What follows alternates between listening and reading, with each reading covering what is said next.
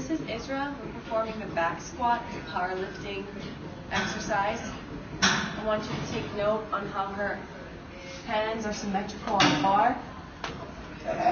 The bar is resting on top of her shoulders. It's avoiding her C7, the most protruding vertebrae of the spine. You don't want the bar resting on that. You want it lower.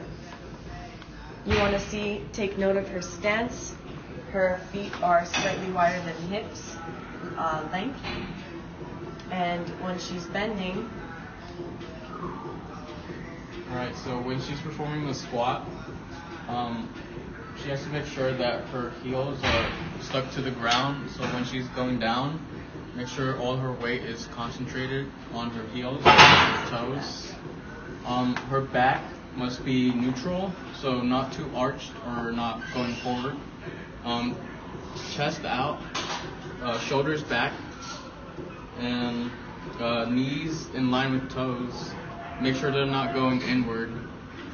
And go ahead, show us. There we go. She's hinging at the hips. She's sticking her butt out. Her chest is still up. Her gaze is either straight or forward. Some improper form would be that her gaze is up, bending or extending her cervical spine. We don't want that. We want a nice neutral spine. Geocentric, another improper form could be her bending her knees. It's called valgus. She could also be, like as you see there, leaning forward instead, so her butt is sticking out and her back is bending forward instead of hinging at the hips. Knees going inward is another improper form. You can come in the front to show the front view. So what you don't want is someone's posture not neutral.